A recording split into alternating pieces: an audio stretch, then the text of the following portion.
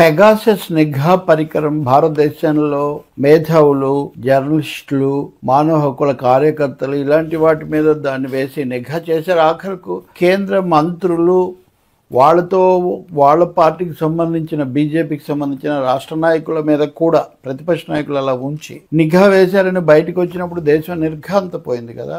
కానీ దాని మీద పార్లమెంట్లో చర్చ చేయకుండా అలాగే సుప్రీంకోర్టు దగ్గర కూడా ఏదో ఒక విధంగా బయటపడడం అన్నది మనం చూసాం. కానీ దాచేస్తే దాగని సత్యం అన్నట్టు, లేదంటే విధి ఏనాడు కనపడని చంద్రుడు తదీనాడు తానే కనపడతాడు అన్నట్టుగా పెగాసిస్ పొగలు ఈ రోజున మళ్ళీ ప్రపంచవ్యాప్తంగా వచ్చాయి. 3 రోజులైంది ఈ విషయం. అమెరికాలో ఎక్కడైతే ఇది మొదట బయటకు వచ్చిందో మళ్ళీ అక్కడ న్యాయ వ్యవస్థ సాక్షిగా కాలిఫోర్నియాలో ఉన్నటువంటి ఒక జిల్లా న్యాయమూర్తి దాన్ని పూర్తిగా ధృవీకరించారు. ఇది చాలా తప్పు. పెగాసిస్ దాని ఉత్పత్తిదారు అయినటువంటి ఎన్ఎస్ఓ గ్రూప్ చేసినటువంటి పని పొరపాటు. దీనికోసం నష్టపరిహారం మెటా అంటే వాట్సాప్కు చెల్లించాల్సి ఉంటుందని చెప్పి ఆయన తీర్పు చెప్పారు. ఈ తీర్పు చెప్పడానికి ముందు కూడా ఒక నేపథ్యం ఉంది. ఈ కేసు విచారణ సాగడానికి వీల్లేదు అని పెగాసిస్ లేదా ఎన్ఎస్ఓ గ్రూప్ అమెరికా సుప్రీంకోర్టు దాకా వెళ్ళింది. సుప్రీంకోర్టు విచారించి ఇందులో అడ్డుపడడానికి ఏం లేదు, జిల్లా కోర్టు విచారించవచ్చు అని చెప్పిన తర్వాతే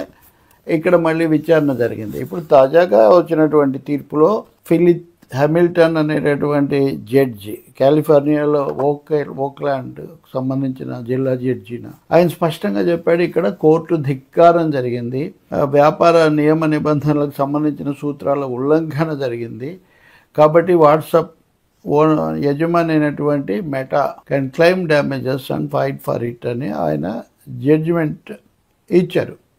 5 ఏళ్ల నుంచి ఈ కేసు నడుస్తుంది. 2019లో మొదటిసారిగా ఇది బయటకు వచ్చింది. వచ్చినప్పుడు ఏంటి, 1400 మంది ఫోన్ల మీద వాట్సాప్ ద్వారా నిఘా వేశారు పెగాసిస్ పరికరాన్ని ఉపయోగించి. ఈ ఎన్ఎస్ఓ గ్రూప్ అనేది ఇజ్రాయెల్కు సంబంధించింది. ఈ 1400 పేర్లలో నెంబర్లలో 300 భారతదేశానికి చెందినవి కూడా ఉన్నాయి. భారతదేశం సంగతి మనం మళ్ళీ చూద్దాం. సో ఈ 1400 వీటి మీద నిఘా వేసి వాళ్ళ యొక్క గోప్యతకు, ప్రైవసీకి, అలాగే హక్కులకు భంగం కలిగించడం అన్నది ఆక్షేపణీయం. అది కీలకమైన విషయం. అది బయటికి వచ్చినప్పుడు చాలా చర్చ జరిగింది. భారతదేశంలో ఇది దాదాపు ప్రకంపనలు సృష్టించింది. గత ఎన్నికల సమయంలో 2019లో ప్రభుత్వం మొండిగా సమర్థించుకుంది, చర్చకు కూడా నిరాకరించింది. సుప్రీంకోర్టులో కేసు ఇస్తే సుప్రీంకోర్టు ఏమో రకరకాలుగా సాంకేతికమైన మెలికలు తిప్పింది. ఎవరన్నా ఫోన్లు ఇస్తే, దీనికి గురైన వాళ్ళు, ఆ జాబితాలో ఉన్న వాళ్ళు కనుక ఫోన్లు ఇస్తే వాటిని పరిశీలిస్తే తెలుస్తుంది అంటే అప్పుడు ఎన్ రామ్, హిందూ మాజీ సంపాదకుడు అధినేతల్లో ఒకరు, ఇంకొకరు తమ ఫోన్లు ఇచ్చారు వాళ్ళు స్వచ్ఛందంగా.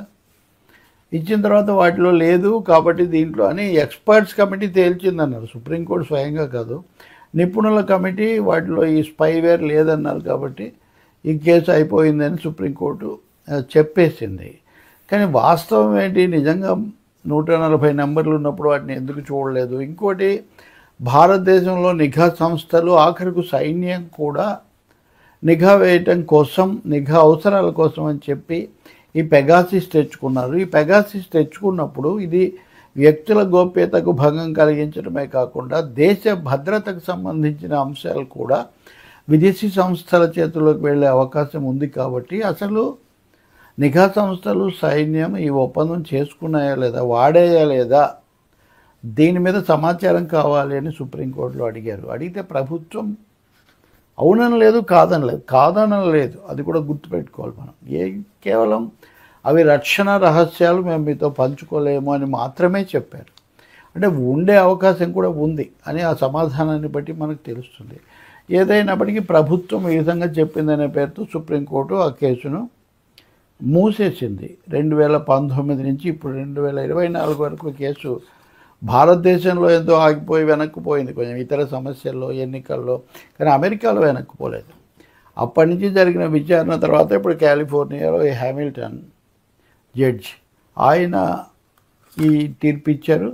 ఇప్పుడు ఇది వచ్చిన తర్వాత వాట్సాప్కు సంబంధించిన దాని హెడ్ చెప్పాడు, విల్ క్యాథ్కార్ట్ అని ఆయన, మేము దీని మీద తప్పకుండా ముందుకు పోతాము, మాకు వాళ్ళు పరిహారం ఇవ్వటమే కాదు, అసలు ఈ పనులు మేము ఆపేస్తామని చెప్పాలి, ప్రకటించాలి, కోర్టుకు హామీ ఇవ్వాలని. ఎందుకంటే ఈ విచారణ జరిగినప్పుడు ఎన్ఎస్ఓ గ్రూప్ కానీ పెగా ఏం వాదించిందంటే, ఇది ఒక సాంకేతికమైన పరికరం అంతే, పనిముట్టు, దీన్ని మేము ఉపయోగించాము, దీనివల్ల మేలే జరుగుతుంది, అవతల వాళ్ళ విషయాలు తెలుసుకోవచ్చు, ముందుగా భద్రతా ఏర్పాట్లు చేసుకోవచ్చు, కాబట్టి దీంట్లో మేము ఎవరి హక్కులకు భంగం కలిగించడం లేదు అని చెప్పారు.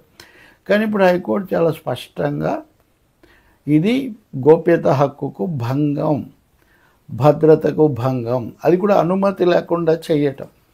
ఇప్పుడు వాట్సాప్ అనేది ఫుల్లీ ఎన్క్రిప్టెడ్ అని మనకి ఎప్పుడు వస్తుంటుంది. ఇక్కడ వాట్సాప్ మీద కూడా విమర్శలు వచ్చాయి.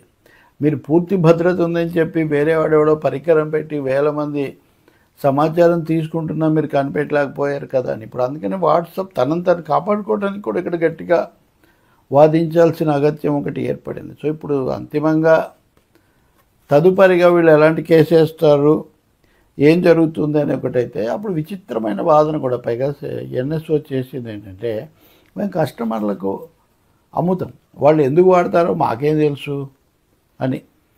ఇదే మాట భారతదేశం కూడా, ప్రభుత్వం కూడా ఏంటి, మేము రక్షణ కోసం వాడింది, ఆ విషయాలు చెప్పకూడదు అని. అంటే ఈ దాటవేత, మా తప్ప ఇంకేం లేదు, ఈ దాటవేత చెల్లదు అని ఇప్పుడు కోర్టు తీర్పు ద్వారా తేలింది. కాబట్టి అమెరికాలో ఏం జరుగుతుంది అనే ప్రశ్న ఒకటైతే, భారతదేశంలో ఏం జరగాలి? ఇప్పుడు సుప్రీంకోర్టు ఇంతకుముందు కొట్టేసింది, కానీ ఎక్కడైతే అది పుట్టిందో, ఎక్కడ కేసు వచ్చిందో అక్కడ న్యాయస్థానమే ఇది తప్పు, ఇది నష్టదాయకం, దీనికి పరిహారం చెల్లించాలని. మరి భారతదేశంలో ప్రభుత్వము, ఆ సంబంధిత దాన్ని కొనుగోలు చేసినటువంటి శాఖలు మళ్ళీ న్యాయస్థానానికి వెళ్తాయా? వాట్సాప్ సవాల్ చేసినట్టే అవి కూడా సవాల్ చేస్తాయా? పరిహారం ఇస్తాయా? మూడవది, ఫలానా వాళ్ళకి ఇచ్చామని పేర్లన్నా చెప్పాలి కదా. ఎవరెవరి ఫోన్ల మీద, ఎవరెవరి వాట్సాప్ల మీద నిఘా వేశారు, ఆ వివరాలు పంచుకోవాలి కదా. అలా పంచుకుంటే మేము వాళ్ళ హక్కులకు భంగం కలిగిస్తామన్నట్టు అవుతుందని వాట్సాప్ చెప్పింది. కానీ అది తప్పు జరిగింది అన్నప్పుడు ఎవరు దానికి గురయ్యారు? చెప్పాల్సిన బాధ్యత వాట్సాప్ మీద ఉంటుంది కదా. పెగాసిస్ వాడు ఇవ్వకపోవచ్చు, వాట్సాప్ ఎందుకు ఇవ్వదు, ప్రభుత్వం ఎందుకు ఇవ్వదు?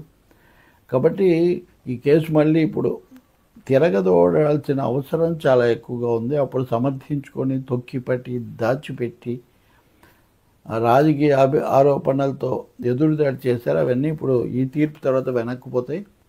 సో చాలా రాజకీయ పార్టీలు, మీడియా సంస్థలు అడుగుతున్నాయి, మీరు ఇప్పుడు దాన్ని మళ్ళీ పునఃప్రారంభించండి, రీఓపెన్ చేయండి, బాధితులైన వాళ్లకు రక్షణతో పాటు సమాచారం ఇవ్వండి, బాధ్యులైన వాళ్ళ మీద చర్యలు తీసుకోండి. దీని మీద గట్టిగా పోరాడాల్సిన, ఒత్తిడి తేవాల్సిన అవసరం చాలా ఉంది.